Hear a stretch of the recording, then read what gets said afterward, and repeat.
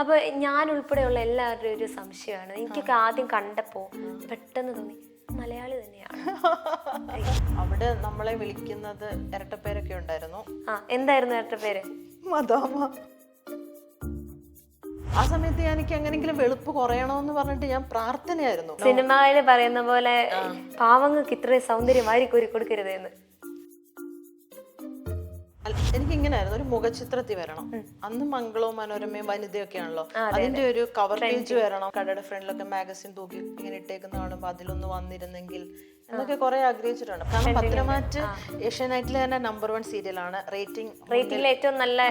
അതെ, നമ്പർ 1 ആണ്. അപ്പൊ എവിടെ പോയാലും ജലജ എന്ന് പറയുന്ന ക്യാരക്ടറിനെ എല്ലാരും ഓടി വന്നിട്ട് അയ്യോ നിങ്ങൾ ഇതാണോ.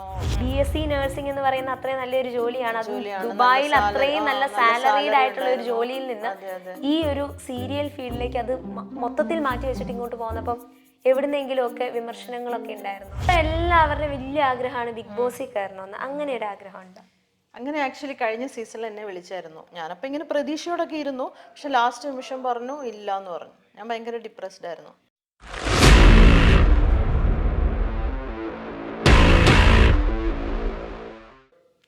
നമസ്കാരം, സീരിയൽ ടുഡേയുടെ ഒരു പുതിയ എപ്പിസോഡിലേക്ക് സ്വാഗതം. ഞാൻ അന്ന റോസ്. ഇന്ന് നമ്മുടെ കൂടെയുള്ളത് പത്തരമാറ്റ് എന്ന ഏഷ്യാനെറ്റിലെ സീരിയലിലൂടെ പത്തരമാറ്റുള്ള വില്ലത്തിയായി ജനഹൃദയങ്ങളിൽ സ്ഥാനം നേടിയ നമ്മുടെ സ്വന്തം Jalaja, Smitha Samuel. Welcome back to our show. Thank you. അപ്പോൾ ഞങ്ങൾ ഭയങ്കര ഹാപ്പിയാണ്. കാരണം എന്താണെന്ന് വെച്ചാൽ സ്മിതയുടെ ആദ്യത്തെ ഇൻ്റർവ്യൂ ഇന്ന് നമ്മുടെ ചാനലിലാണ് റിലീസ് ആവുന്നത് അല്ലേ. സോ ആദ്യമേ തന്നെ ചോദിക്കാനുള്ള ചോദ്യം, ഈ ഫിലിമിലും സീരിയലിലും ഒക്കെ വില്ലത്തി അല്ലെങ്കിൽ വില്ലൻ കഥാപാത്രങ്ങളിൽ വരുന്ന ആൾക്കാർ ജീവിതത്തിലും വില്ലത്തിയാണോ? ഒരിക്കലും അല്ല. അല്ല. ഇല്ല, വളരെ കൂളാണ്. വില്ലത്തി ആക്ച്വലി കഥാപാത്രം ആയിട്ടുള്ള ആ സമയത്ത് മാത്രമേ ഉള്ളൂ. അല്ലെങ്കിൽ തന്നെ നമ്മൾ ലൊക്കേഷനിലൊക്കെ ഭയങ്കര അടിപൊളിയാണ്. ലൊക്കേഷനിലൊക്കെ ഭയങ്കര അടിപൊളിയാണ്. അതെ, എല്ലാവരുമായിട്ടും ഭയങ്കര കൂട്ട്, ചിരി, കളി. അത് കഴിഞ്ഞിട്ട് ചിലപ്പോൾ വില്ലത്തി റോള് അറിയാമല്ലോ, ഡയലോഗ്സ് ഒക്കെ കുറച്ച് എല്ലാവരോടും ദേഷ്യപ്പെടുന്നതൊക്കെ. അത് കോ ആക്ടേഴ്സിന്റെ അടുത്ത് പറയാൻ തന്നെ ചിലപ്പോൾ എനിക്കൊരു ടെൻഷൻ വരും. അയ്യോ, ഇത്രയും നേരം ചിലപ്പോൾ നമ്മളെ ടെൻഷനാണോ? അങ്ങനെയല്ല, ലൈക്ക് അത്രയും നേരം നമ്മൾ കെട്ടിപ്പിടിച്ച് ഇങ്ങനെ ഭയങ്കര സന്തോഷിച്ചൊക്കെ ഇരിക്കുമായിരിക്കും. അപ്പോൾ അങ്ങനെ ഇപ്പം ഞാൻ അതുമായിട്ട് ഓക്കെ ആയി. ആദ്യ സമയത്ത് കുറച്ച് സീനായിരുന്നു. അതെ അതെ. ഓക്കെ. അപ്പൊ ഞാൻ ഉൾപ്പെടെയുള്ള എല്ലാവരുടെയും ഒരു സംശയമാണ്. എനിക്കൊക്കെ ആദ്യം കണ്ടപ്പോ പെട്ടെന്ന് തോന്നി മലയാളി തന്നെയാണ്. അങ്ങനെ ആരെങ്കിലും ചോദിച്ചിട്ടുണ്ടോ മലയാളി തന്നെയാണോ? ഫസ്റ്റ് ചോദിക്കുന്നത് അതാണ്, മലയാളിയാണോന്ന്. നമ്മുടെ ഞാൻ ജനിച്ചു വളർന്നത് പത്തനംതിട്ടയാണ്. അവിടെ നമ്മളെ വിളിക്കുന്നത് ഇരട്ടപ്പേരൊക്കെ ഉണ്ടായിരുന്നു. എന്തായിരുന്നു ഇരട്ട പേര്? മദാമ. മദാമ. ഓക്കെ. മദാമേതായിരുന്നു. അപ്പൊ പിന്നെ ആ സമയത്ത് എനിക്ക് എങ്ങനെങ്കിലും വെളുപ്പ് കുറയണമെന്ന് പറഞ്ഞിട്ട് ഞാൻ പ്രാർത്ഥനയായിരുന്നു. കട്ടുമേലൊക്കെ ഒരു ശാപമായി പോയ. അങ്ങനെയല്ല, വെളുപ്പ് ഭയങ്കര പൂച്ച. സിനിമയില് പറയുന്ന പോലെ പാവങ്ങൾക്ക് ഇത്രയും സൗന്ദര്യം വാരിക്കോരി കൊടുക്കരുതെന്ന് അല്ലേ? അതുപോലൊക്കെ. അങ്ങനെ സൗന്ദര്യമല്ല, പക്ഷെ വെളുപ്പിന്റെ കാര്യത്തിൽ എനിക്ക് കുറച്ച് പ്രശ്നമായിരുന്നു. പിന്നെ ഭയങ്കര കളറായിരുന്നു പ്രശ്നം. ഭയങ്കര കളർ. പിന്നെ ഇപ്പൊ ഏജ് ഇങ്ങനെ വരുന്നതനുസരിച്ച് ടാനും അങ്ങനെയൊക്കെ അടിച്ച് കുറച്ച് കളർ കുറയല്ലോ. ഇതിലും ഭയങ്കര വെളുപ്പായിരുന്നു. പിന്നെ അതിന്റെ ഒരു ചെറിയ വിഷമം ഉണ്ടായിരുന്നു. എന്തായിരുന്നു ചോദിച്ചേ? മറന്നുവല്ലോ. എന്താ ചോദിച്ചെന്താ ഈ പറയുന്ന നോർത്ത് ഇന്ത്യൻ? അപ്പം പിന്നെ ഞാൻ BSc നേഴ്സാണ്. നേഴ്സിംഗ് പഠിക്കാൻ നോർത്ത് ഇന്ത്യയിൽ പോയപ്പോഴാണ് എനിക്ക് സമാധാനമായി. കാരണം അവിടെ ഉള്ളവർക്കൊക്കെ പൂച്ചക്കണ്ട് ഭയങ്കര ഇഷ്ടമാണ്, വെളുത്തോരെ ഭയങ്കര ഇഷ്ടമാണ്. അപ്പൊ അവരൊക്കെ ഇങ്ങനെ എന്നെ കോംപ്ലിമെന്റ് ചെയ്യാൻ തുടങ്ങിയപ്പോ വെളുപ്പ് ഓക്കെയാണ്. അപ്പൊ ആ ഒരു ശാപം അനുഗ്രഹമായിട്ട് മാറി. ഇപ്പം പിന്നെ ഈ ഫീൽഡിൽ വന്നപ്പോ എനിക്ക് ഭയങ്കര അനുഗ്രഹം. എല്ലാരും വെളുക്കാൻ വേണ്ടി ഇവിടെ ഗ്ലൂട്ടാത്തിയോൺ എടുത്തോണ്ടിരിക്കുക. അപ്പൊ എനിക്ക് പിന്നെ നാച്ചുറൽ ബ്യൂട്ടി ഉണ്ട്, നാച്ചുറൽ വെളുപ്പുണ്ടല്ലോ. ഓക്കെ. അപ്പൊ എന്താ ഈ പത്തനംതിട്ടയിൽ നിന്നാണ് വന്നതെന്ന് പറഞ്ഞു. പത്തനംതിട്ടയില് എങ്ങനെയായിരുന്നു ഒരു സപ്പോർട്ട്? സ്വന്തം നാട്ടുകാരുടെ ഭാഗത്ത് നിന്ന് എങ്ങനെയായിരുന്നു സപ്പോർട്ട്? ആക്ച്വലി ഞാൻ കുഞ്ഞിലെ തന്നെ ഒരു 17 വയസ്സുള്ളപ്പോൾ തന്നെ നഴ്സിങ്ങിന് അങ്ങ് പോയോണ്ട് നാടുമായിട്ട് കുറച്ച് ഡിറ്റാച്ച്ഡ് ആയി. അത് കഴിഞ്ഞിട്ട് ദുബൈയിലായിരുന്നു കുറച്ച് നാള്, ഗവൺമെന്റിൽ ജോലിയായിരുന്നു. പിന്നെ ഈ ഫീൽഡിലേക്ക് വന്നതിന് ശേഷം നാട്ടിലേക്ക് നമ്മൾ എറണാകുളത്ത് സെറ്റിലായി. ഇവിടെ വീട് വാങ്ങി. അങ്ങനെ എൻ്റെ പേരൻസ് എല്ലാം ഇങ്ങോട്ട്. പിന്നെ നാട്ടിലേക്ക് പോയിട്ടേ ഇല്ല? നാട്ടിൽ എന്തെങ്കിലും ലൈക്ക് കല്യാണം, അങ്ങനത്തെ ഓരോ കാര്യങ്ങൾക്കൊക്കെ പോകും, അല്ലാണ്ട് നാട്ടിലേക്ക് പോകില്ല. പക്ഷെ നാട്ടിലുള്ളവർക്ക് എനിക്ക് മെസ്സേജ് ഒക്കെ അയക്കാറുണ്ട്. എല്ലാവരും ഭയങ്കര പ്രൗഡാണ്, നമ്മുടെ നാട്ടിൽ നിന്ന് ഒരാള് ഇപ്പോ ഇത്രയും വലിയൊരു സീരിയലിലൊക്കെ. പൊസിഷനിലേക്ക് അതെ ഉയർന്നു. അതെ അതെ, എല്ലാവരും കോംപ്ലിമെന്റ് ഒക്കെ ചെയ്യും. അപ്പൊ ഈ കല്യാണത്തിനൊക്കെ പോകുമ്പം അമ്മമാര് എല്ലാവരും വന്ന് ഇല്ലില്ല, തിരിച്ചറിയില്ല അങ്ങനത്തെ കാര്യങ്ങളൊക്കെ ഇല്ല, ഉണ്ടോ? പത്തരമാറ്റ് ചെയ്തതിന് ശേഷം ഞാൻ പോയിട്ടില്ല നാട്ടില്. പോയിട്ടില്ല. ഇല്ല, പോയിട്ടില്ല. എന്തുകൊണ്ട് പോയില്ല? എനിക്ക് പോണമായിരുന്നു. പത്തരമാറ്റിന്റെ ഷെഡ്യൂൾ എന്ന് പറഞ്ഞാല് ടൈറ്റ് ആണ്. ടൈറ്റ് ആണ്, എപ്പിസോഡ് കുറവാണ്. അതുകൊണ്ട് 15 ദിവസം ആണെങ്കിൽ പോലും അത് 20 ആവും. അപ്പം പിന്നെ പോകാൻ പറ്റൂല. പോകാൻ പറ്റത്തില്ല. അപ്പൊ ഇനി എന്തായാലും പത്തനംതിട്ടന്റെ സീരിയലിന് ശേഷം ഒന്ന് പോയി നോക്കണം, ആൾക്കാർ എങ്ങനെ അക്സെപ്റ്റ് ചെയ്യുന്നു എന്നറിയാം. ഓക്കെ, പത്തനംതിട്ടയിൽ നിന്ന് അങ്ങോട്ട് ഒഴിച്ചാല് നമ്മൾ പുറത്തേക്കൊക്കെ ഇറങ്ങിയാല് എല്ലാവരും ഫോട്ടോ എടുക്കാൻ വരിക അങ്ങനെ എല്ലാരും, കാരണം പത്തരമാറ്റ് ഏഷ്യാനെറ്റിലെ തന്നെ നമ്പർ 1 സീരിയലാണ്. റേറ്റിംഗിൽ ഏറ്റവും നല്ല. അതെ, നമ്പർ 1 ആണ്. അപ്പൊ എവിടെ പോയാലും ജലജ എന്ന് പറയുന്ന ക്യാരക്ടറിനെ എല്ലാരും ഓടി വന്നിട്ട്, അയ്യോ നിങ്ങൾ ഇത്രയും ഇതാണോ, ലൈക്ക് കാണുമ്പോൾ കുറച്ച് മെച്യൂരിറ്റി തോന്നും സ്ക്രീനില്. എന്റെ മുഖത്തിന്റെ ആണോ, എന്റെ മുഖത്തിന് കുറച്ച് ഫ്രെയിം കുറച്ച്. അതെ, അപ്പൊ ഞാൻ ഒരുങ്ങിയൊക്കെ കഴിയുമ്പോഴത്തേന് എനിക്ക് കുറച്ചുകൂടെ ഏജ് തോന്നും. അപ്പൊ ഇത്രയും കുഞ്ഞിതായിരുന്നു, അങ്ങനെ ഇങ്ങനെയൊക്കെ പറയുമ്പോ ഒരു സന്തോഷം വരും, ഒരു ആഹ്ലാദം, ഒരു സെൽഫ് പ്രൗഡ്. ഓക്കെ, അപ്പൊ ഈ പറയുന്ന പത്തനംതിട്ടയിലെ ഏറ്റവും ഹൈലൈറ്റ് ആയിട്ട് എല്ലാരും പറയുന്ന ഒരു കാര്യം എന്നാ? പത്തനംതിട്ടയിൽ എപ്പോഴും ശ്രദ്ധിക്കുന്ന ഒരു കാര്യം എന്നെ കുറിച്ചാണോ അത് ടോട്ടൽ പത്തനംതിട്ടയോ? ടോട്ടൽ പത്തനംതിട്ട ഞാൻ ചോദിക്കുന്ന ജലജ എന്ന ക്യാരക്ടറിനെ അവര് അട്രാക്ട് ചെയ്യാൻ കാരണം എല്ലാരും എന്റെ കോസ്റ്റ്യൂമും ഓർണമെന്റ്സും ഭയങ്കര, ഞാൻ ഭയങ്കര അപ് ടു ഡേറ്റ് ആയിട്ടൊക്കെയാണ് എല്ലാം. ഞാൻ അതിനുവേണ്ടി ഡെയിലി ലൈഫിലും അങ്ങനെയാണോ? ഞാൻ ഭയങ്കര ഫാഷൻ ട്രെൻഡ്സ് ഒക്കെ.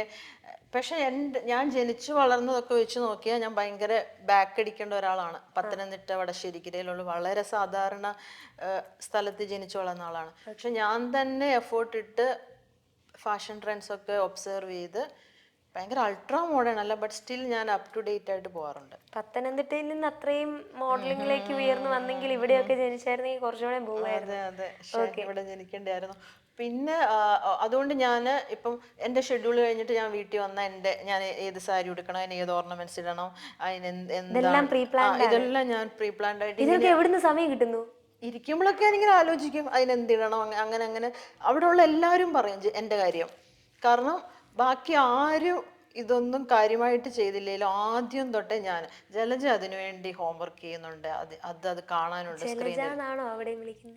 എല്ലാരും എന്നെ ജലജ എന്നാണ്. ആരും പേര്, ഞാൻ എല്ലാരെയും അവിടെ ചെന്നാലും ക്യാരക്ടർ നെയിം വിളിക്കുക. അതൊരു ശീലമായി. എല്ലാരും എന്നെ, ഡയറക്ടറൊക്കെ എന്നെ വേറെ വേറെ വിളിക്കുക. ജഡേജ. ജഡേജ, ഓക്കെ. കേൾക്കുന്നുണ്ടല്ലോ അല്ലേ? ബാക്കിയുള്ള കോസ്റ്റാസ് ജലു എന്നാ വിളിക്കുന്നത്. ജലൂന്ന്. സ്മിത എന്നുള്ള പേരൊക്കെ എല്ലാരും മറന്നുപോയി. ഓക്കെ, അപ്പം ജലജയുടെ ഒറിജിനൽ നെയിം സ്മിത സാമുവൽ എന്നാണ്. നമ്മൾ ഇതിൽ അങ്ങ് ഔട്ട് വിടുകയാണ്. ഓക്കെ, അപ്പോൾ എൻ്റെ അടുത്ത ചോദ്യം എന്താണെന്ന് വെച്ചാൽ, ഈ മോഡൽ ആകുക എന്നുള്ള ഒരു ആഗ്രഹം അത് ഈ ഒരു ഇൻഡസ്ട്രിയിലേക്ക് വന്നു തുടങ്ങിയപ്പോൾ തൊട്ട് ഉള്ളതാണോ, അതെയോ ചെറുതിലേ മുതൽ ഓക്കെ എനിക്ക് ഇങ്ങനെ ഒരു ഇൻഡസ്ട്രിയിലേക്ക് വരണം എന്നുള്ളൊരു ആഗ്രഹം ഉണ്ടായിരുന്നോ? ചെറുതിലെ മുതലേ പിന്നെ എനിക്കൊരു ഫിലിം, എനിക്കിങ്ങനെയായിരുന്നു, ഒരു മുഖചിത്രത്തിൽ വരണം. അന്ന് മംഗളവും മനോരമയും വനിതയൊക്കെ ആണല്ലോ, അതിന്റെ ഒരു കവർ പേജ് വരണം. ഇപ്പൊ നമ്മള് എൻ്റെ അമ്മയുടെ വീട്ടിലൊക്കെ ഇങ്ങനെ പോകുമ്പോൾ കടയുടെ ഫ്രണ്ടിലൊക്കെ മാഗസിൻ തൂക്കി ഇങ്ങനെ ഇട്ടേക്കുന്ന കാണുമ്പോൾ അതിലൊന്ന് വന്നിരുന്നെങ്കിൽ എന്നൊക്കെ കുറെ ആഗ്രഹിച്ചിട്ടുണ്ട്. 10ാം ക്ലാസ്സിലൊക്കെ ഒരു സ്റ്റുഡിയോയിൽ പോയിട്ട് ഞാൻ പിക്ചറൊക്കെ എടുത്ത് അയച്ചു കൊടുത്തിട്ടുണ്ട്. അന്നൊക്കെ അയച്ചു കൊടുക്കാലോ, പക്ഷെ വന്നിട്ടില്ല. പക്ഷെ ഇതിലേക്ക് വരാന് ഒരു കാരണവശാലും വരേണ്ട ഒരാളല്ല ഞാൻ. നഴ്സിങ്, എനിക്ക് നല്ല ഗവൺമെന്റിൽ നല്ല ജോലിയുണ്ട് ദുബൈയിൽ, എനിക്ക് ഇതിലോട്ട് വരേണ്ട ഒരു കാര്യമില്ല. പക്ഷെ ഞാൻ BSc നഴ്സിംഗ് പോസ്റ്റ് BSc എടുക്കാൻ മംഗലാപുരത്ത് വന്നു. ആ സമയത്ത് എന്നെ ട്രെയിനെ വെച്ചിട്ട് ഒരാൾ കണ്ടിട്ട് ഒരു കാർഡ് തന്നു. നിങ്ങളുടെ ഫേസ്, നിങ്ങൾ ആർട്സിൽ വല്ലതും ഉണ്ടോ, നല്ല ഫേസ് ആണല്ലോ, നിങ്ങൾക്ക് ചെയ്യാൻ താല്പര്യമുണ്ട്, ഈ നമ്പറിൽ കോണ്ടാക്ട് ചെയ്യുന്നെന്നും പറഞ്ഞ് എനിക്ക് ആ നമ്പർ തന്നാണ്. ഇതാണ് പറയുന്നത് മാനിഫെസ്റ്റേഷന്റെ പവർ എന്നൊക്കെ അല്ലേ? സത്യം, നമ്മൾ ഒരേ കാര്യം ആലോചിച്ചുകൊണ്ടിരിക്കുകയാണ്, അപ്പൊ ഒരേ കാര്യം ആഗ്രഹിച്ചാൽ ലോകം മൊത്തം അതിന്റെ കൂടെ നിൽക്കും. അത് എന്റെ അനുഭവമാണ്. ഞാൻ വേറെ എന്തെങ്കിലും കാര്യങ്ങൾ അങ്ങനെ ആഗ്രഹിച്ച് സാധിച്ചിട്ടുണ്ടോ? വീട്. എനിക്ക് സ്വന്തമായിട്ടാണ് വീട്? സ്വന്തമായിട്ട് എറണാകുളത്ത്. അപ്പൊ എനിക്ക് ഇന്ന വീട് വേണം, ആ വീടെല്ലാം ഞാൻ രാവിലെ വരെ സ്വപ്നം കാണും, വെളുപ്പിനെ വരെ, എന്റെ കുഞ്ഞിലെ. ഒരു കാര്യം ചിന്തിച്ചാൽ അതുകൊണ്ടേ അത് പോകുള്ളൂ. തന്നെ ആലോചിച്ചു. പക്ഷെ അത് കിട്ടാൻ എനിക്ക് കുറെ സമയം എടുക്കും. 10 വർഷമൊക്കെ എടുക്കും ചിലപ്പോ.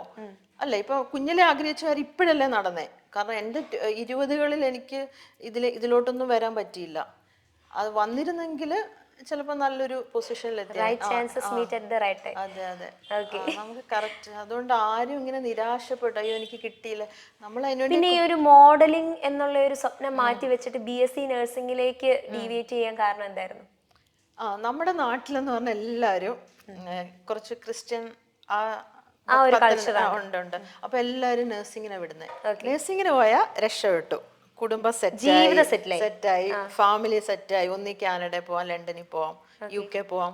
അങ്ങനെ എൻ്റെ പേരൻസും എന്നെ നഴ്സിങ്ങിന് തന്നെ വിട്ടു.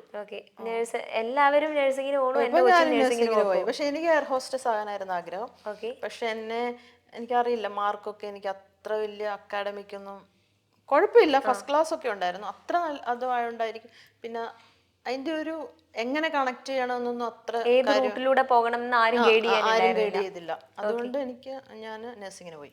അതിനുശേഷം ഈ ഒരു മോഡലിംഗ് ഇൻഡസ്ട്രിയിൽ അല്ലെങ്കിൽ എന്താ ഈ പറയുന്ന സീരിയൽ ഇൻഡസ്ട്രിയിലേക്ക് വന്നപ്പോൾ എന്തെങ്കിലുമൊക്കെ വിമർശനങ്ങളും വെല്ലുവിളികളും ഒക്കെ ചുറ്റുമുള്ളവരിൽ നിന്ന്? കാരണം BSc നഴ്സിംഗ് എന്ന് പറയുന്ന അത്രയും നല്ലൊരു ജോലിയാണ്. അത് ദുബായിൽ അത്രയും നല്ല സാലറീഡ് ആയിട്ടുള്ള ഒരു ജോലിയിൽ നിന്ന് ഈ ഒരു സീരിയൽ ഫീൽഡിലേക്ക് അത് മൊത്തത്തിൽ മാറ്റി വെച്ചിട്ട് ഇങ്ങോട്ട് പോകുന്നപ്പം എവിടുന്നെങ്കിലും ഒക്കെ വിമർശനങ്ങളൊക്കെ ഉണ്ടായിരുന്നോ? ഫാമിലിയിൽ നിന്നോ സ്വന്തക്കാരിൽ നിന്നോ? പേരൻസ് എനിക്ക് ഭയങ്കര സപ്പോർട്ടായിരുന്നു. പിന്നെ എനിക്ക് ആക്ച്വലി അഭിനയിക്കാൻ അറിയില്ലല്ലോ ആദ്യ സമയത്ത്.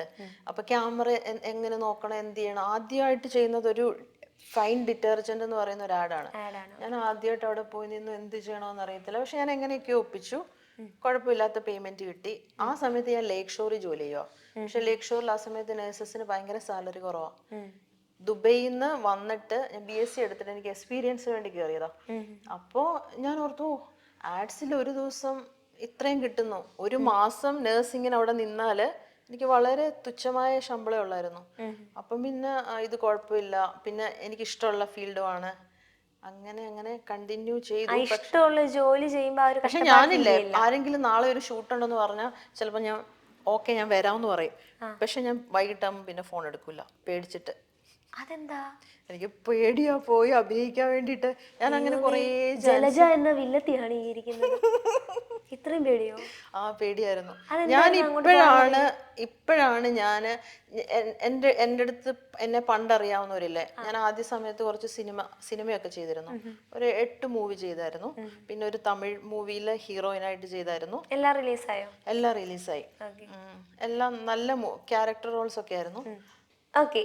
അപ്പൊ ഇപ്പൊ എല്ലാവരുടെ വലിയ ആഗ്രഹമാണ് ബിഗ് ബോസിൽ കയറണമെന്ന്. അങ്ങനെ ഒരു ആഗ്രഹം ഉണ്ടോ?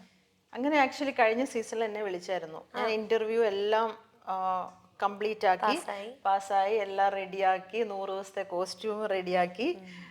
അതിലൊക്കെ എനിക്ക് ഭയങ്കര പാഷനായിരുന്നു. അപ്പോൾ ഇന്ന ദിവസം എന്തൊക്കെ ഇടണോ അങ്ങനെ എല്ലാം പ്ലാൻ ചെയ്തെല്ലാം ഊഹിക്കാലോ. പിറ്റേ ദിവസം എന്തിടണോന്ന് തലേ ദിവസം ചിന്തിച്ച്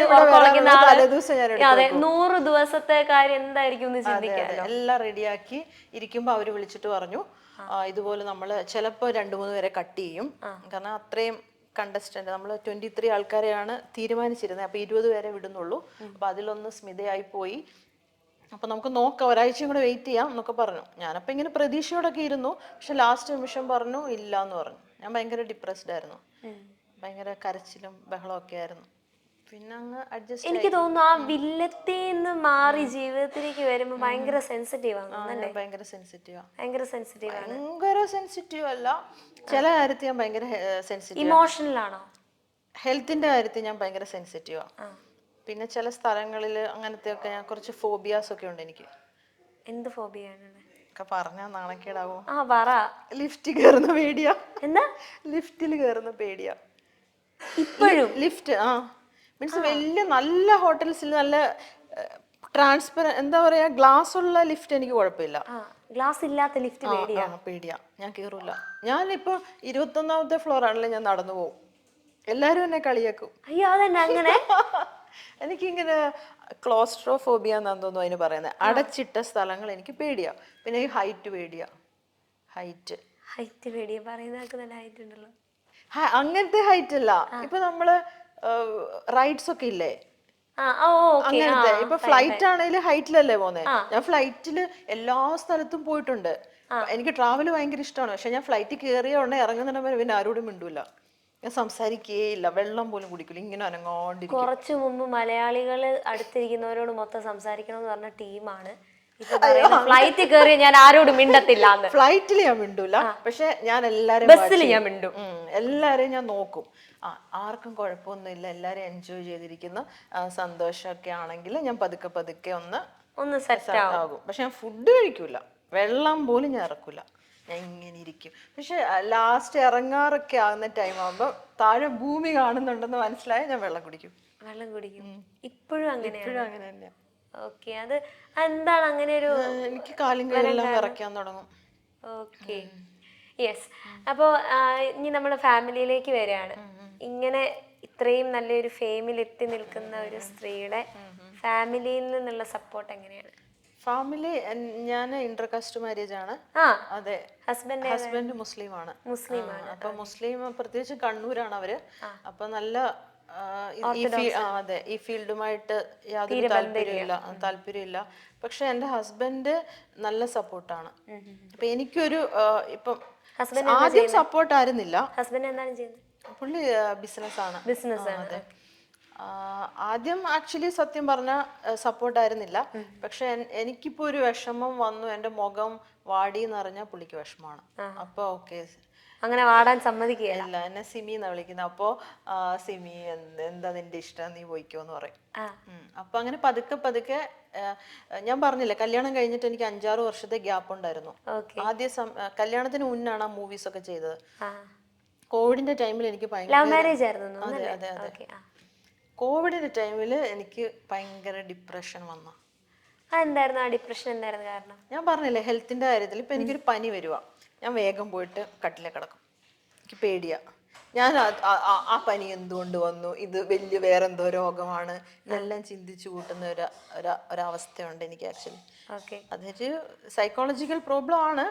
പക്ഷെ എനിക്കത് മാറ്റാൻ ഞാൻ കുറേ ശ്രമിക്കുന്നുണ്ട്. അപ്പോൾ ആ സമയത്ത് ബ്രെത്ത്ലെസ്നെസ് വരും. കോവിഡിന്റെ സൈൻസ് ആൻഡ് സിംറ്റംസ് അതാന്ന് പറഞ്ഞു. അപ്പൊ ഞാൻ ന്യൂസ് കാണുമ്പോൾ ഈ സാധനം തന്നെ എന്നും കേട്ട് ഞാൻ സ്വന്തമായി ചിന്തിക്കുകയാണ്, എനിക്ക് ശ്വാസം മുട്ടുന്നു. അപ്പൊ ഞാൻ ഷെക്കിനോട് പറയുമ്പോൾ നമുക്ക് നടക്കാൻ പോവാം, എനിക്ക് ശ്വാസം മുട്ടും, എന്നെയും കൊണ്ട് നടക്കാൻ പോവും. അങ്ങനെ ഇരിക്കുമ്പോൾ ഷെക്കി പറഞ്ഞു, നിനക്ക് ഇഷ്ടമുള്ള എന്താണ് പറയാൻ പറഞ്ഞു. അപ്പൊ ഞാൻ പറഞ്ഞു, എനിക്ക് അഭിനയിക്കാൻ ഇഷ്ടമാണ്. അങ്ങനെയാണ് പതുക്കെ പതുക്കെ നമ്മൾ ആർട്സ് ഒക്കെ ചെയ്യാൻ തുടങ്ങി. പിന്നെ ഈ സീരിയൽ കിട്ടി, അങ്ങനെ. അപ്പോൾ ഈ സീരിയൽ ഫീൽഡ്, മോഡൽ ഇൻഡസ്ട്രി പൊതുവെ എല്ലാവരും പ്രൊജക്റ്റ് ചെയ്ത് നിൽക്കുന്ന ഒരു സാധനമാണ് കാസ്റ്റിംഗ് കൗച്ച് എന്ന് പറയുന്നത്. ഓക്കെ, അങ്ങനെ എന്തെങ്കിലും ഒരു അപ്രോച്ച് ആരുടെയെങ്കിലും എടുത്ത് നേരിടാനുണ്ടോ? സീരിയലില്ല, ഞാൻ സ്പെസിഫൈ ചെയ്ത് ചോദിക്കുന്നില്ല. എനിക്ക് പൊതുവെ കുറേ അനുഭവം ഉണ്ടായിട്ടുണ്ട്. ഒത്തിരി അനുഭവം ഉണ്ടായിട്ടുണ്ട്. ആദ്യ സമയത്ത് വരുമ്പോൾ ഞാൻ 2012 ഈ ഫീൽഡിൽ വന്നേ. ആ സമയം ഒരു 2015 വരെ ഈ ഫീൽഡ് ഉണ്ടായിരുന്നു, ഇഷ്ടം പോലെ. വിവാഹശേഷമായിരുന്നു ഈ ഫീൽഡിലേക്ക് ആദ്യമായിട്ട് എൻട്രി ചെയ്യുന്നത്? അല്ല, മുമ്പാണ്. അപ്പോഴായിരുന്നു കൂടുതൽ. അപ്പൊ ആരായിരുന്നു ഈ എന്താ പറയുന്നത്, ഇപ്പം കുറച്ച് നടിമാരുടെ ഒക്കെ പപ്പമാര് കൂടെ വരും അല്ലെങ്കിൽ അമ്മമാര് കൂടെ വരും, ആരായിരുന്നു? എന്റെ ആദ്യം അമ്മ വന്നു, കുറച്ച് കഴിഞ്ഞപ്പോ പപ്പ വരാൻ തുടങ്ങി. ഞാൻ പറഞ്ഞില്ലേ അവര് പത്തനംതിട്ടയിൽ നിന്ന് ഇങ്ങോട്ട് ഷിഫ്റ്റ് ചെയ്തു. അപ്പൊ ആദ്യം അമ്മയാ വന്നുകൊണ്ടിരുന്നത്, അതിനുശേഷം പപ്പ വരും. അതായത് സ്വന്തം ഫാമിലിയിൽ നിന്ന് നല്ല സപ്പോർട്ടായിരുന്നു. അതെ. മക്കളുണ്ടോ? എനിക്കൊരു മോനുണ്ട്, അബ്രാർ ഇരുമ്പൻ, ഇപ്പം തേർഡ് ഗ്രേഡ്. അടിപൊളി പേരൊക്കെയാണ് കേട്ടോ, അബ്രാർ ഇരുമ്പൻ. എന്താണ് ആ പേരിന്റെ മീനിങ്? ഷാരൂഖ് ഖാന്റെ മോന്റെ പേര് അബ്രാം എന്നാണ്. അപ്പൊ ഞാൻ അതിന്റെ ലാസ്റ്റ് എം എടുത്ത് മാറ്റിയിട്ട് ആറാക്കി. നാളെ എങ്ങാനും ഷാരൂഖ് ഖാന്റെ നായികയോ ആരെങ്കിലും കേട്ട് ഹോളിവുഡിൽ കയറിയാൽ അല്ലേ, ഒരു സ്നേഹം ഇരുന്നോട്ടെ. ഓക്കെ, മോൻ എങ്ങനെയാണ് അമ്മയുടെ ഈ ഒരു ടൈറ്റ് ഷെഡ്യൂളില് ഫാമിലി കാര്യങ്ങളൊക്കെ നോക്കാൻ സമയം കിട്ടലുണ്ടോ? ഇല്ല, ഭയങ്കര കുറവാണ്. എന്റെ പേരൻസ് എന്റെ കൂടെ ആണ്, അപ്പൊ അവര് നോക്കും, ഹസ്ബൻഡ് നോക്കും. മോൻ ആക്ച്വലി ഓക്കെ ആണ്, അറിഞ്ഞെല്ലാം ചെയ്യാറുണ്ടോ? ഇടയ്ക്കൊക്കെ എന്റെ കൂടെ വരും, ലൊക്കേഷനിൽ വരും. ഈ പ്രാവശ്യം വെക്കേഷൻ ഭയങ്കര ഫണ്ണിയാണ്, ഭയങ്കര ഒരു മിനിറ്റ് പോലും അടങ്ങിയിരിക്കത്തില്ല, ലൈക്ക് ഭയങ്കര സംസാരമാണ്. അപ്പം ഞാൻ ആദ്യമേ പറഞ്ഞു നമ്മുടെ ഒരു എക്സ്ക്ലൂസീവ് ആയിട്ടുള്ള ഇന്റർവ്യൂ ആണ്. എന്താണ് ഇന്നത്തെ ഒരു ഇന്റർവ്യൂവിനെ കുറിച്ച് പറയാൻ?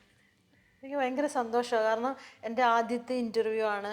അത് ഈ ഫീൽഡിൽ ഈ സീരിയലിൽ വന്നോണ്ടല്ലേ ഞാനിപ്പോൾ ഇവിടെ ഇരിക്കുന്നത്. അതെ, തീർച്ചയായിട്ടും. അപ്പോൾ പിന്നെ എല്ലാവരും നമ്മുടെ ഈ സീരിയൽ ടുഡേ എന്ന് പറയുന്ന ചാനൽ തന്നെ മൊത്തത്തിൽ സീരിയൽ ആർട്ടിസ്റ്റിനെ മാത്രം ഫോക്കസ് ചെയ്യുന്നതാണ്. Okay okay. അപ്പോൾ ഗ്രാറ്റിറ്റ്യൂഡാണ്. കാരണം നമ്മൾ ആഗ്രഹിച്ച സ്ഥലത്ത് ഇപ്പം എൻ്റെ കൂടെ പഠിച്ചവരെല്ലാം നേഴ്സാണ്. ചിലപ്പോൾ നേഴ്സ് ആയിരുന്നെങ്കിൽ എന്നെ ആരും അറിയത്തില്ലായിരിക്കും, ആരും അറിയില്ല. പക്ഷെ എൻ്റെ കൂടെ ഉള്ള കുട്ടികളൊക്കെ ഇപ്പോഴും മെസ്സേജ് അയച്ചിട്ട് നീ ഈ ഫീൽഡിൽ വന്നല്ലോ, എല്ലാവരും അറിയുന്നുണ്ട്. അപ്പോൾ അത് ഭയങ്കര ഒരു പ്രൗഡ് ഫീലിംഗ് ഉണ്ട് എല്ലാവർക്കും അല്ലേ? ആരെങ്കിലും ഒക്കെ വിളിക്കലൊക്കെ ഉണ്ടോ? അയ്യോ, എല്ലാരും വിളിക്കും, എല്ലാരും മെസ്സേജ് അയക്കും. എടി നിനക്ക് ഇത്രയും ക്രൂരമാകാൻ എങ്ങനെ പറ്റുന്നു ചോദിക്കും. അങ്ങനെ ചോദിക്കും എല്ലാരും അങ്ങനെ ചോദിക്കുക. നിനക്ക് ഇത്രയും ക്രൂരയല്ല, റിയൽ ജലജ ഇത്രയും ക്രൂരയല്ല. എന്നോട് ചോദിക്കും നിനക്ക് ഇത് എങ്ങനെ ഇത്രയും ക്രൂരയാ, നീ തന്നെയാണോ, ഞങ്ങൾക്ക് അത്ഭുതമാണ്. അപ്പൊ ഞാൻ ചോദിക്കട്ടെ, ഈ ക്യാരക്ടർ വൈസ് മാറുമ്പോഴത്തേക്കിനും എന്തെങ്കിലുമൊക്കെ ഒരു ഗട്ട് ഫീലിംഗ് ഉണ്ടോ? ഇങ്ങനെ ആയ അല്ല, സീരിയസ്ലി വില്ലത്തിമാരെ ജനങ്ങൾ സ്വീകരിക്കുന്ന വേറൊരു കണ്ണിലൂടെ അല്ലേ? അത് ശരിയാണ് കേട്ടോ. ഇപ്പൊ ബാക്കി കാര്യങ്ങളിലൊന്നും ഇനാഗുറേഷൻ ആണേലും അങ്ങനൊന്നും ഇപ്പൊ ആദ്യം പത്രമാറ്റ് നമ്പർ 1 ആയിട്ട് നിൽക്കുന്നു, എല്ലാവരും എന്താ വിചാരിക്കുക, അങ്ങനത്തെ കാര്യങ്ങളൊക്കെ നമുക്ക് കിട്ടുമെന്ന്. പക്ഷെ എനിക്ക് കാര്യമായിട്ടൊന്നും അങ്ങനത്തെ ഒരു എക്സ്പോഷർ ഒന്നും കിട്ടിയിട്ടില്ല. അപ്പൊ എല്ലാരും എന്നോട് പറയും നീ വില്ലത്തി ആയോണ്ടായിരിക്കും ആരും വിളിക്കാത്ത, ചിലപ്പം പേടിയായിരിക്കും. അതെ അതെ, അല്ലെ നമ്മള് സീരിയസ്ലി ഇപ്പം കോമഡി ക്യാരക്ടേഴ്സ് റിയൽ ലൈഫിൽ ഭയങ്കര സീരിയസ് ആണെന്ന് പറയുന്നത്. അതേപോലെ തന്നെ എന്താ പറയുന്നേ, വില്ലത്തി പ്രത്യേകിച്ച് സീരിയലില് വില്ലത്തി കഥാപാത്രങ്ങളെ എല്ലാരും വില്ലത്തിയായിട്ടാണ് കാണുന്നത്. ഓക്കെ, അങ്ങനെയുള്ള ഇപ്പം എന്തെങ്കിലും ഓക്കെ അവള് ഭയങ്കര സാധനാണ് എന്നുള്ള ഒരു രീതിയിലുള്ള ഒരു അപ്രോച്ച് ആരെങ്കിലും എടുത്തുന്നുണ്ടായിട്ടുണ്ടോ? അങ്ങനെ ആ ഒരു ക്യാരക്ടർ വെച്ചോണ്ടേ അല്ല, ആൾക്കാര് ഇപ്പൊ ഞാനിപ്പോ ലുലു മാളിൽ പോവാം, ആദ്യം കുറച്ച് ഇങ്ങനൊരു നോട്ടം നോക്കിയിട്ട് പതുക്കെ വന്നിട്ട് പിന്നെ ഞാനങ്ങ് ചിരിക്കുമല്ലോ. അപ്പൊ പിന്നെ എന്റെ ചിരിയാണ് പാവാന്ന് തോന്നുന്നു, അപ്പൊ മിണ്ടിയേക്കാന്ന് വിചാരിച്ച് എല്ലാരും വരും. ആ ചിരിയിലാണ് എല്ലാരും വീഴും. പക്ഷെ നല്ല ഭംഗിയുള്ള ചിരിയാട്ടോ, ഞാൻ ആദ്യമേ അത് ശ്രദ്ധിച്ചായിരുന്നു.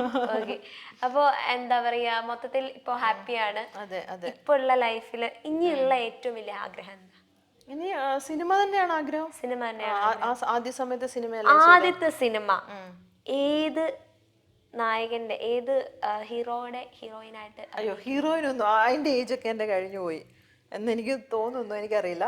ചിലപ്പോ അങ്ങനെയൊന്നും ഇല്ല. പക്ഷെ മലയാളത്തിലുണ്ടെന്ന് എനിക്ക് തോന്നി അങ്ങനെ. പക്ഷെ കഥ അങ്ങനെയാണെങ്കിൽ കഥ ഇപ്പൊ ഞാൻ ഏജിനെ മാറ്റി നിർത്തൂ. ഏറ്റവും ഇഷ്ടമുള്ള ആരുടെ ഹീറോയിനായിട്ട് അഭിനയിക്കാൻ? എനിക്ക് അങ്ങനെയൊന്നുമില്ല, ആരാണെങ്കിലും കുഴപ്പമില്ല. ഓക്കെ, ഏതെങ്കിലും ഡയറക്ടേഴ്സ് ഒക്കെ ഇത് കാണുന്നുണ്ടെങ്കിൽ ഈ സംസാരിക്കണമെങ്കിൽ പെട്ടെന്ന് മിങ്കിൾ ആവില്ല, അല്ലെങ്കിൽ ഒരു കംഫർട്ട് സോൺ വേണം, അങ്ങനെ എന്തെങ്കിലും ഉണ്ടോ? ഇപ്പൊ അങ്ങനെയൊന്നും ഇല്ല. എനിക്കിപ്പോ എല്ലാരോടും സംസാരിച്ച് അവരുടെ എക്സ്പീരിയൻസ് എന്തോ, അവരേത് ഫീൽഡാണ്, അതിനെ കുറിച്ച് എല്ലാം അറിയാം. എനിക്ക് സോഷ്യലൈസ് ചെയ്യാൻ ഭയങ്കര ഇഷ്ടം. ഇപ്പം അങ്ങനെ ഞാൻ വായിച്ച് മനസ്സിലാക്കി എല്ലാരോടും സംസാരിക്കണം. എങ്ങനെയായിരുന്നു ആ സൈലൻസ് സ്മിതയിൽ നിന്നുള്ള ഇപ്പോഴുള്ള വയലൻസ് സ്മിതയിലേക്കുള്ള ട്രാൻസ്ഫർ? ഞാൻ ഒരു സ്റ്റേജ് പ്രോഗ്രാമിന് US പോയി. അപ്പൊ അവിടെ ചെന്നാൽ ഇപ്പൊ നമ്മളൊരു ലിഫ്റ്റിൽ കയറിയാൽ പേരെ നമ്മുടെ കൂടെ നിൽക്കുന്ന ആൾക്കാരില്ലേ, ഹായ് എന്താ സുഖമാണോ, ഹാവ് എ നൈസ് ഡേ എന്നൊക്കെ പറഞ്ഞിട്ട് ഇറങ്ങി പോകത്തുള്ളൂ. നമ്മൾ മലയാളികള് ഇവിടുന്ന് കാസർഗോഡ് വരെ ഒരു ബസ്സിലിരുന്ന് ഒരുമിച്ച് പോയാലും അടുത്തിരിക്കുന്ന ആളോട് മിണ്ടൂല, അല്ലേ? മിണ്ടൂല, ഇങ്ങനെ തന്നെ ഇരിക്കും. അപ്പൊ എനിക്കത് ഭയങ്കര അത്ഭുതമായി. മലയാളികളെല്ലാം US പോണം അല്ലേ? അപ്പൊ ഒരു ഷോപ്പിൽ ചെന്നാല് ഇപ്പം കുറച്ചു പേരൊക്കെ സെയിൽസ്മാനൊക്കെ പറയാനുണ്ട്, have A great day, hi ma'am, how you, ഇതെല്ലാം ചോദിക്കും. അപ്പൊ നമ്മൾ എന്തുകൊണ്ട് മിണ്ടിയാൽ എന്ത് സംഭവിക്കാൻ? എല്ലാരോടും മിണ്ടണം. അത്രയും നേരം അവർക്കൊരു സന്തോഷം കൊടുത്താൽ എത്ര നല്ലതാ. നമ്മൾ അവരെ ഒന്ന് പോയിരുത്തി പറയാ എങ്ങനെയുണ്ട്. ഇപ്പൊ ഒരു കാണാൻ കൊള്ളാവുന്ന കുട്ടി എന്റെ ഫ്രണ്ട് വന്നാൽ ഞാൻ പറയും നല്ല ഭംഗിയുണ്ട് കാണാൻ, നല്ല കോസ്റ്റ്യൂമാ, അങ്ങനെയൊക്കെ അവർക്കൊരു കോംപ്ലിമെന്റ്സ് ആണ് അല്ലേ? അന്നത്തെ ദിവസം അവരുടെ സുന്ദരമാകുന്നെങ്കിൽ ആയിക്കോട്ടെ, എന്നോടും പറയണം. നമ്മള് കാരണം ഒരു സന്തോഷം കിട്ടുന്നുണ്ടെങ്കിൽ കിട്ടിക്കോട്ടെ. ഓക്കെ, അപ്പൊ ഈ പത്തരമാറ്റിലെ ജലജയ്ക്ക് ഇനി മുന്നോട്ടുള്ള ഒരു വ്യൂ പോയിന്റ് എന്താണെന്ന് ചോദിച്ചാൽ എന്ത് പറയും? കരിയറിന് മുന്നോട്ടുള്ള പ്ലാൻസ് എന്താണ്? പുതിയ പ്രോജക്ട്സ് ഏതൊക്കെയാണ്? പ്രോജക്റ്റ് ആക്ച്വലി സിനിമ ഒരു 2-3 എണ്ണം പറഞ്ഞിട്ടുണ്ട്. പക്ഷെ ഇതിന്റെ കുറച്ച് ടൈം പ്രശ്നമാണ്. നമുക്ക് എല്ലാ മാസവും 15 ദിവസമാണ്, പക്ഷെ അതിൽ കൂടുതൽ വരുന്നുണ്ട്. അപ്പൊ പത്തരമാറ്റ് കഴിഞ്ഞിട്ട് എന്താണെങ്കിലും ഞാൻ സിനിമ നോക്കും ഒരു 6 മാസം. അതിനുശേഷം സീരിയൽ എന്തെങ്കിലും കമ്മിറ്റ് ചെയ്യത്തുള്ളൂ. ഒരു ഗ്യാപ്പ് വരാൻ സാധ്യതയുണ്ടോ? സീരിയൽ എന്താണെങ്കിലും നമ്മൾ ശ്രമിച്ചാൽ കിട്ടുമായിരിക്കുമല്ലോ. പക്ഷെ ഇതുപോലത്തെ ഒരു ക്യാരക്ടർ കിട്ടണം. കുറച്ച് പ്രൊമിനന്റ് ആയിട്ടുള്ള ഒരു വില്ലത്തി തന്നെ കുറെ ക്യാരക്ടർ ചെയ്യാനൊന്നും എനിക്ക് താല്പര്യമില്ല. പക്ഷെ ഇത്രയും ഒരു പ്രൊമിനന്റ് ആയിട്ടുള്ള ഒരു ക്യാരക്ടർ കിട്ടണമെന്നാണ് ആഗ്രഹം. ഓക്കെ, അപ്പൊ ഇത്രയും നേരം നമ്മള് നമ്മുടെ പത്തരമാറ്റുള്ള വില്ലത്തീനെ പരിചയപ്പെട്ടു. മനസ്സിലായല്ലോ, ആളൊരു പാവാണ്, ഒരു പഞ്ചപാവാണ്. ഓക്കെ, ഇനി നമുക്കൊരു ഗെയിമിലേക്ക് പോവാം. എങ്ങനെ, ഗെയിംസ് ഒക്കെ ഇഷ്ടമാണ്? ഗെയിംസ് ഒക്കെ ഉറപ്പായിട്ടും മോന്റെ കൂടെ കളിക്കാറുണ്ടോ? അവൻ്റെ കൂടെ കളിക്കാറുണ്ട്. ഞാൻ നമ്മുടെ നാട്ടിൽ പള്ളിയില് യുവജനസഖ്യം അങ്ങനത്തെ സംഭവത്തിലെല്ലാം ഭയങ്കര ആക്റ്റീവ് ആയിരുന്നു. നമ്മൾ ഓണത്തിനും എല്ലാം ഇപ്പോഴാണേലും നമ്മുടെ വീടിന്റെ അവിടുത്തെ അസോസിയേഷൻ ഓണം പ്രോഗ്രാം വന്നാൽ ഞാൻ എല്ലാത്തിനും ചാടി ഓടി പോവും. അതെ, ഗെയിംസ് ഭയങ്കര ഇഷ്ടമാണ്. നമ്മൾ അടുത്തതായിട്ട് ഒരു ഗെയിമിലേക്ക് പോവുകയാണ്. ഓക്കെ, അപ്പൊ നമ്മള് ഗെയിമിലേക്ക് പോവാണ് കേട്ടോ. എന്താണ് ഗെയിം? ഗെയിം ഒന്നുമില്ല, വെറും ഓക്കെ. അപ്പോൾ എന്താ, എൻ്റെ കയ്യിലുള്ളത് ഒരു ബൗളാണ്. ഇതിൽ കുറച്ച് സാധനങ്ങളുണ്ട്. ഇത് അഭിനയിച്ച് കാണിക്കണം. അയ്യോ എൻ്റെ അല്ലാ. ശരി ശരി. യെസ്. അപ്പോൾ ആദ്യം ഒരെണ്ണം ഞാൻ എടുക്കും, പിന്നെ ഒരെണ്ണം താങ്കൾ എടുക്കും, നമുക്ക് അങ്ങോട്ടും ഇങ്ങോട്ടും. ഓക്കെ. എന്നിട്ട് ഞാൻ ചെയ്ത് കാണിക്കണം അല്ലേ? പിന്നെ അല്ലാണ്ട് ഞാൻ ചെയ്ത് കാണിക്കും. എനിക്ക് പേടിയാ. എന്തിനാ പേടിക്കുന്നത്? നമ്മൾ രണ്ടുപേരും മാത്രമേ ഉള്ളൂ. ഓക്കെ.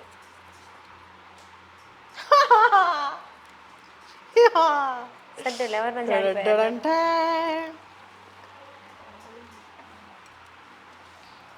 എനിക്ക് ആക്ച്വലി ഈ ഗെയിം വലിയ കാര്യമായിട്ടൊന്നും അറിയില്ലേ. കുഴപ്പമില്ല, അറിയാവുന്ന കാണിച്ചാൽ. 3 അക്ഷരമുണ്ട്. ഓക്കെ, 3 അക്ഷരമാണോ 3 വാക്കാണോ? അക്ഷരം, വാക്ക്, 3 വാക്ക്. ഓക്കെ. നമസ്കാരം. ആദ്യത്തെ വാക്ക്, മൂന്നാമത്തെ വാക്ക്. ഓക്കെ. നമസ്കാരം. പ്രാർത്ഥന. കൂപ്പുകൈ. അഞ്ജലി. നമസ്തേ.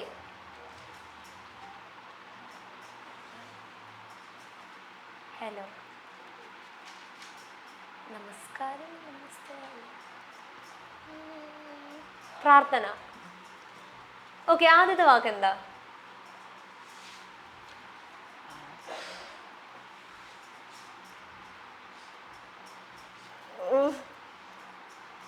കൊട്ടാരം, വീട്.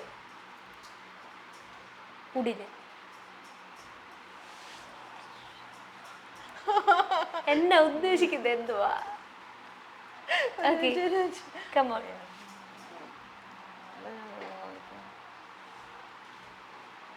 കോട്ടാണോ? കോട്ടിട്ടിട്ട് പിടിച്ചു കയറുന്നു.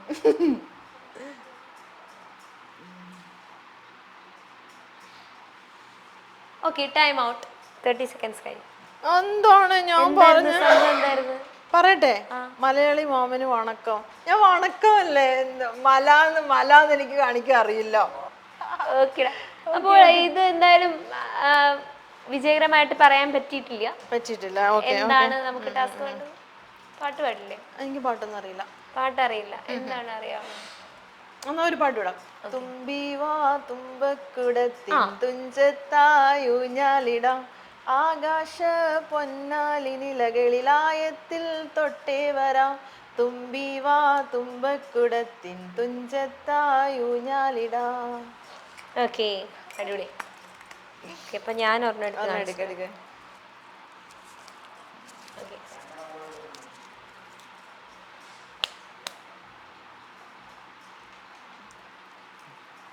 രണ്ട് വാക്ക്, അക്ഷരമല്ല, 2 വാക്ക്. പഴയതാണോ പുതിയതാണോ? നടുക്ക്, ഒരു മിഡിൽ. ഭയങ്കര ലാലേട്ടനാണോ മമ്മൂട്ടിയാണോ? ആ ആൾക്കാരൊന്നുമല്ല. ഡാൻസാ? ദിലീപ്.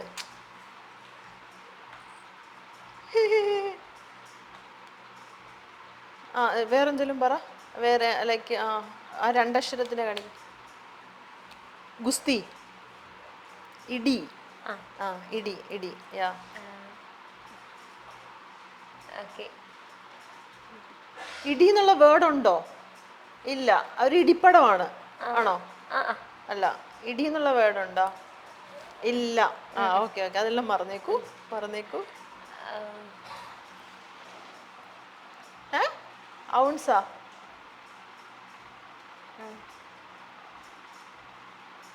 ഇതെന്തോ? എന്നാ രണ്ടാമത്തെ വാക്ക് പറ. ഇതിപ്പോ ആദ്യത്തെയാണോ കാണിച്ചേ? ആ രണ്ടാമത്തെ എന്തെങ്കിലും കാണിക്കാൻ പറ്റുമോ? കറുപ്പ്. രണ്ടാമത്തെ വാക്ക്. ആദ്യത്തെ വാക്ക് കറുപ്പാണോ? കാ. കാ. Okay okay. രണ്ടാമത്തെ സെക്കൻഡ്. ആദ്യത്തെ വാക്ക് കാ. അതെ അതെ അതെ. കലപനി. മുട്ട. കട്ട. കട്ട.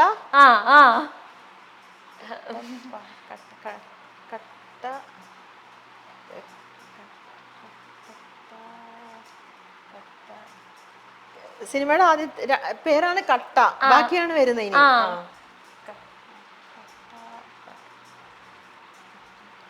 മഴ പെയ്യുന്നോ? വീട്. ഒരു സ്ത്രീയാണോ? ബെല്ലടിക്കുന്നു. ബെല്ലടിച്ചിട്ട് ഉർവശിയുടെ ഒരു സിനിമയാണോ? കിറുങ്ങി. ആ കിറുങ്ങിട്ട് കപ്പ്യാര്. ആദ്യത്തെ 2 വാക്ക് കിട്ടി. കിട്ടി. വേർഡ്സ് ആണേ. വേർഡ്സാ പറയാൻ പോന്നെ. മൂന്നാമത്തെ മീൻസ് അക്ഷരമാണ് പറയാൻ പോന്നെ. പറ പറ.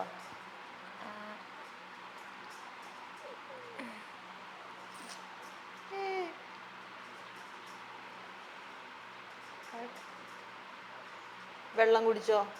ഡ്രിങ്ക്സ് കഴിച്ചോ? പാല് കറന്നു. പാ.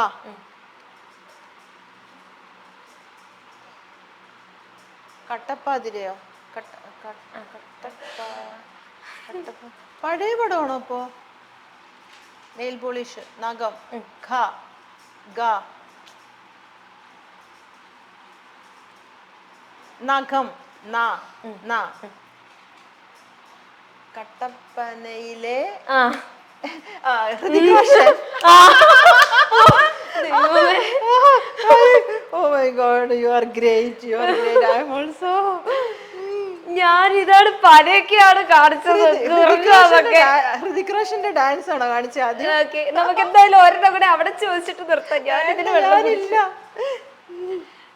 കട്ടപ്പനയിലെ ഹൃതിക് റോഷൻ. നമ്മുടെ ക്യാമറാമാനാണ് കേട്ടോ എഴുതിയത്. ഓക്കെ, പെട്ടെന്ന് ചോദിച്ചു. എത്ര വാക്കുകളുണ്ട്? ഒറ്റ വാക്കേ ഉള്ളൂ. ഓക്കെ, മിഡിൽ മൂവിയാണോ ഓൾഡ് മൂവിയാണോ? ഇപ്പൊ ഇറങ്ങിയതേ ഉള്ളൂ. ഓക്കെ, ആദ്യത്തെ അക്ഷരം.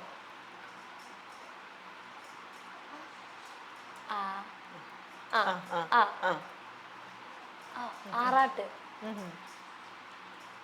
ആവേശം. 5 അക്ഷരങ്ങൾ. ഓക്കെ, ഇപ്പൊ ഇറങ്ങിയ മൂവിയാണ്.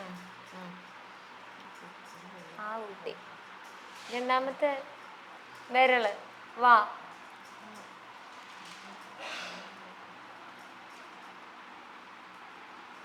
ക്ഷീണം. ഷാ. മെലിഞ്ഞത്. മാ. ഉണങ്ങി. ആടുജീവിതം. ആടുജീവിതം. മെലിഞ്ഞ പൃഥ്വിരാജും. അതിനിങ്ങനെയൊന്ന് കാണിച്ചാ പോരായിരുന്നോ? എന്താണത്? ആട്. ഓ ആട് അതാണോ? ഓക്കെ, എനിവേ അത് മതി. അത് മതി. യെസ്, മതിയല്ലേ? മതി. എനിക്കും മതിയായി. ഓക്കെ, അപ്പോൾ എനിവേ നമ്മുടെ കൂടെ ഇത്രയും നേരം ജോയിൻ ചെയ്ത് ചില്ലായിട്ടിരുന്നു കേട്ടോ. അതാണ് എനിക്ക് ഏറ്റവും അയ്യോ ഞങ്ങളുടെ ഇന്റർവ്യൂവേഴ്സിന്റെ ഒക്കെ ഒരു അവസ്ഥ എന്ന് പറഞ്ഞാൽ നിങ്ങളെ കൂടെയുള്ള ആള് നല്ല കംഫർട്ടബിൾ അല്ലെങ്കിൽ കുറച്ച് ബലം പിടിക്കേണ്ടി വരും അല്ലേ? ഭയങ്കരമായിട്ട് ഓക്കെ. അപ്പൊ എനിക്ക് അങ്ങനത്തെ ഒരു ഫീലിങ്സേ ഇല്ലായിരുന്നു. എന്തായിരുന്നു എന്റെ ഇന്റർവ്യൂവിനെ കുറിച്ചുള്ള ഒരു അഭിപ്രായം? ഭയങ്കര അടിപൊളിയായിരുന്നു. എല്ലാം നല്ല ആപ്റ്റ് ആയിട്ടുള്ള ക്വസ്റ്റ്യൻസ് ഒക്കെ ചോദിച്ചു. വളരെ കൂളായിരുന്നു, കംഫർട്ടായിരുന്നു. ഉറപ്പായിട്ടും. അതുകൊണ്ടാണ് ഇത്രയും സംസാരിക്കാൻ പറ്റും. ഓക്കെ. എനിവേ ഞങ്ങൾ ആദ്യം പറഞ്ഞ പോലെയാണ് ഞങ്ങൾക്ക് ഇത്രയും നല്ലൊരു എക്സ്ക്ലൂസീവ് ഇന്റർവ്യൂ കിട്ടിയതിൽ ഭയങ്കര ഹാപ്പിയാണ്. അപ്പൊ ഇനിയും ആ ഒരു വലിയ വലിയ സ്വപ്നങ്ങളിലേക്ക് ചുവട് വയ്ക്കുവാനായിട്ട് സർവേശ്വരൻ അനുഗ്രഹിക്കട്ടെ. എനിവേ ഞാൻ നേരത്തെ പറയാനിരുന്നൊരു കാര്യം ഞാൻ ചോദിക്കായിരുന്ന ചോദ്യമായിരുന്നു, ഈ കണ്ണ് ലെൻസാണോ? സ്വന്തം സ്വന്തം വേണമെങ്കിൽ സൂം ചെയ്തോളൂ. എൻ്റെ അടുത്ത് എല്ലാരും ചോദിക്കും ലെൻസ് ആണോന്നൊക്കെ. ഈ ഫീൽഡിൽ വന്നപ്പോ ഞാൻ പറഞ്ഞില്ലേ നോർത്ത് ഇന്ത്യയിൽ പോയിട്ട് എല്ലാവർക്കും എന്റെ കണ്ണ് ഭയങ്കര ഇഷ്ടമായിരുന്നെന്ന്. അവർക്ക് പക്ഷെ ഞാൻ വന്നപ്പോ ചോദിക്കണോന്ന് വിചാരിച്ച കാര്യമാണ്, അത് ഏതാണ് കളറ് ലെൻസ് കാർട്ടിൽ ഓർഡർ ചെയ്യാനായിട്ട്. പക്ഷെ നല്ല രസമുണ്ട്. എന്റെ അമ്മയുടെ വീട്ടിൽ നിന്ന് കിട്ടിയതാ. അതുപോലെ ഈ കോസ്റ്റ്യൂം ഒക്കെ പേഴ്സണൽ സ്റ്റൈലിസ്റ്റ് ആണോ അതെയോ ഓൺ ആയിട്ട് സെലക്ട് ചെയ്യുന്ന? ഓക്കെ. കൂടുതൽ ഓൺലൈൻ ആണോ അതെയോ? ഓൺലൈൻ ഞാൻ വാങ്ങാറേ ഇല്ല. പോയി കണ്ട് തൊട്ട് പിടിച്ചൊക്കെ നോക്കിയിട്ട് വേണം എടുക്കാൻ. ആണോ? കൊറേ ഞാൻ കോസ്റ്റ്യൂംസ് ഒക്കെ ട്രാവൽ ഒക്കെ ചെയ്യുമ്പോഴാണ് എടുക്കാറ്. പിന്നെ ഇവിടെ ഇപ്പം എക്സ്പോർട്ടിങ് അങ്ങനെയുള്ള കുറേ ഷോപ്സ് ഉണ്ട്. അങ്ങനത്തെ കടകളിൽ പോയിട്ട് സെലക്ട് ചെയ്ത് തപ്പിയെടുക്കണം. എന്നാലും ഞാൻ കുറച്ച് ബ്രാൻഡ് കോൺഷ്യസ് ആണ്. ബ്രാൻഡഡ് കോസ്റ്റ്യൂം അതങ്ങനത്തെയാണ് കൂടുതൽ എടുക്കാറ്. ആണല്ലേ? സോ എനിവേ നല്ല മനോഹരമായിട്ടുള്ള കണ്ണുകളും മനോഹരമായിട്ടുള്ള ചിരിയും അതിലേറെ മനോഹരമായിട്ടുള്ള സംസാരവും ഒക്കെ കൊണ്ട് നമ്മൾ ഇത്രയും നേരം പിടിച്ചിരുത്തിയ ഞങ്ങളുടെ ജലജയ്ക്ക്, എനിക്ക് അങ്ങനെ വിളിക്കാൻ ഇഷ്ടം, ഞങ്ങളുടെ ജലൂന് എല്ലാവിധ ആശംസകളും നന്നായിട്ട് വരാൻ കഴിയട്ടെ. Thank you so much.